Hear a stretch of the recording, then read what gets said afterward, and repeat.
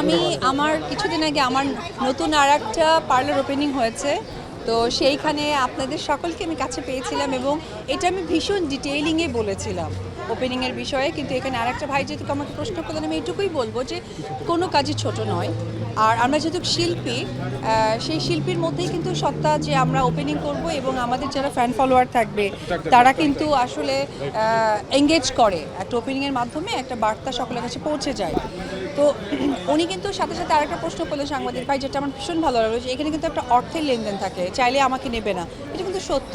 তো আসলে এটাকে ভুল ব্যাখ্যা দিয়েছে অনেকেই। আমার মনে হয় যে ভুল ব্যাখ্যাটা অলরেডি সকলের কাছে শুধরেও গেছে, এর জন্য সকলেই কাজ করছে। আমি আসলে সকলের জন্য শুভবার্তা দিতে চাই, কিন্তু আমাকে নিয়ে অনেক বেশি ট্রোল হয়েছে, তো সো ওই বিষয়টা আসলে আমি খুব মনে করেছিলাম যে ওয়েট অ্যান্ড সি, যে দেখি তাদের টাইমটা কখন আসে। একটা নতুন বাংলাদেশে শুরু হতে যাচ্ছে।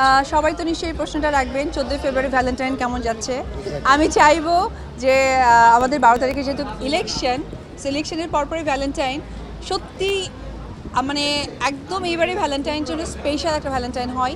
দেশের প্রত্যেকটা মানুষ যেন সেই স্পেশালটা আমরা ফিল করতে পারি, এই চাওয়া পাওয়াই থাকবে।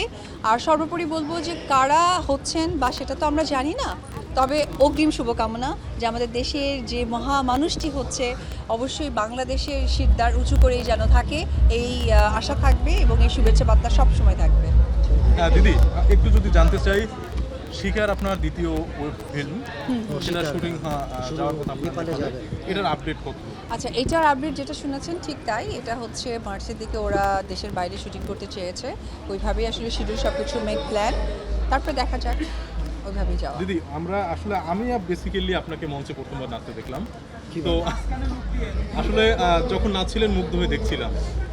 এই যে এটাকে নাচে বলে, আমাকে সারপ্রাইজ করেছে সোহাগ। আসলে আমি অপ্রস্তুত ছিলাম, আপনারা দেখেছেন আমি অ্যাওয়ার্ড নিয়েছি, আমি দর্শক সাহিত্যে বসেছিলাম, নাচের জন্য তো একটা এক্সট্রা প্রিপারেশন দরকার।